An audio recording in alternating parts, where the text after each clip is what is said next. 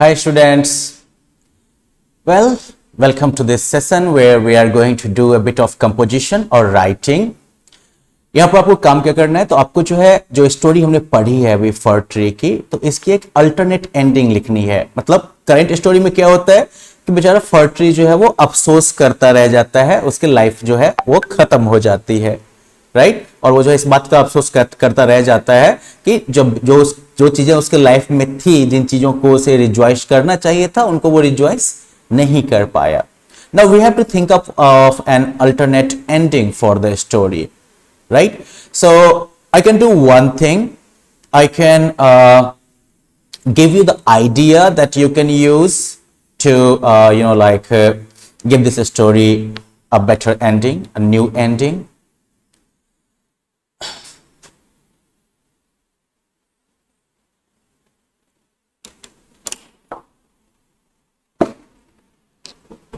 Well, let us assume that fir trees reproduce through seeds. Okay, हम लोग मान के चलते हैं कि चलो ठीक है, फर ट्रीज जो है वो अपने सीड्स के थ्रू जो है रिप्रोड्यूस कर सकते हैं. तो ऐसे केस में जो है हम एक काम कर सकते हैं कि या तो उनके जो है कह सकते हो कि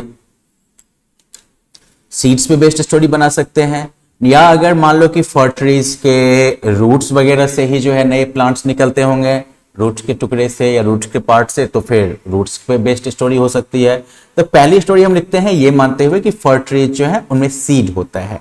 बहुत सारे प्लांट्स में होता है ना, मान लो फर ट्री का भी जो है रूट होता है, सॉरी फ्रूट होता है. In that case we can begin our story like this, that let me just write it for you. थोड़ा सा मैं लिख दूंगा और बाकी जो है मैं आपको बोल के बता दूंगा. आपका काम रहेगा स्टोरी को लिखते जाना. Okay,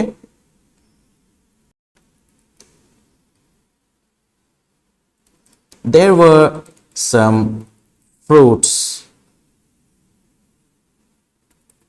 still hanging from the branches.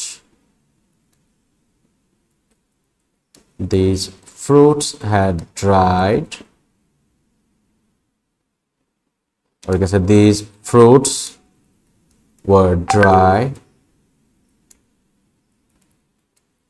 Some sparrows came to pick food. They saw the fir tree lying there. They felt bad. They took its seed.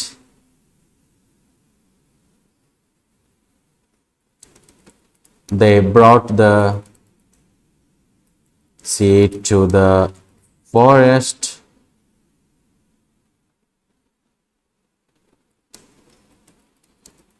When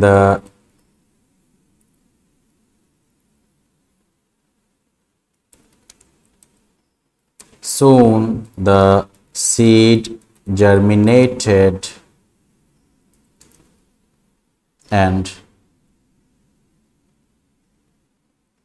the fir tree was reborn as a kid. आगे जो है आप add कर सकते हैं,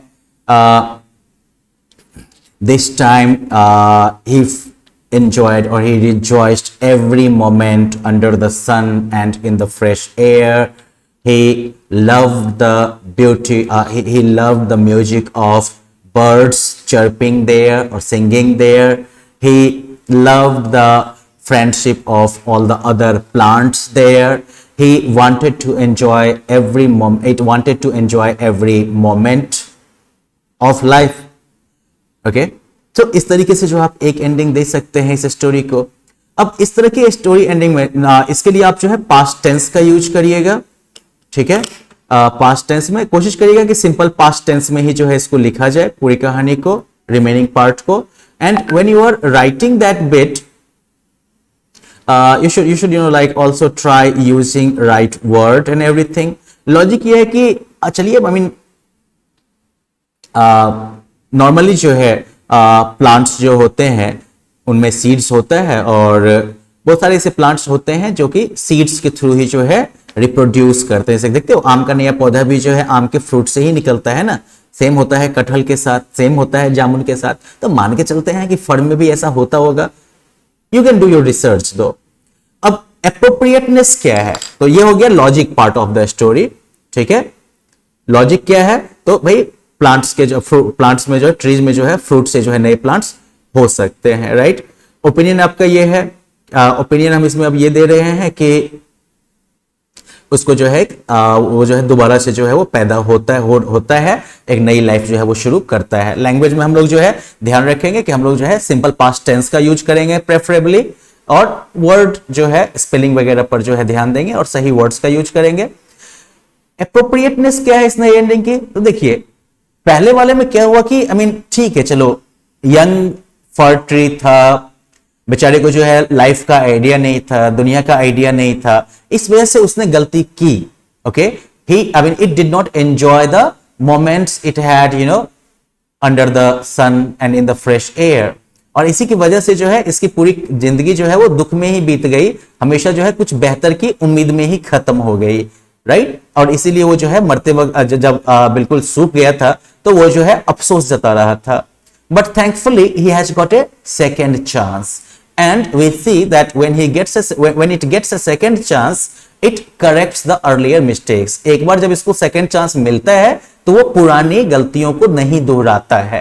तो इसी तरह से मान लो हम लोग भी अपने लाइफ में फील करते हैं ना, अगर हमारी एक गलती की वजह से अगर हमारी पूरी जिंदगी खत्म हो जाए तो बुरा लगता है ना, लगता है कि हमारे साथ सही नहीं हुआ। और वही जब हमें एक बार मान लीजिए कि अपनी गलतियों को सुधारने का मौका मिलता है, हम जब लाइफ में एक नई शुरुआत करते हैं, तो फिर हम उस गलती के लिए भी जो है थैंकफुल फील करते हैं, साथ साथ सेकंड चांस के लिए भी हम जो है थैंकफुल फील करते हैं, और लाइफ के प्रति हमारा रिस्पेक्ट जो है वो बढ़ जाता है। तो ठीक वैसे ही हम चाहेंगे ना कि इस फर ट्री को भी जो है लाइफ में एक और मौका मिले अपनी गलतियों को सुधारने का। So that is why like this kind of ending will be very suitable in this case. So your job will be to complete this alternate ending, okay, and then show it in the classroom. Okay, bye bye.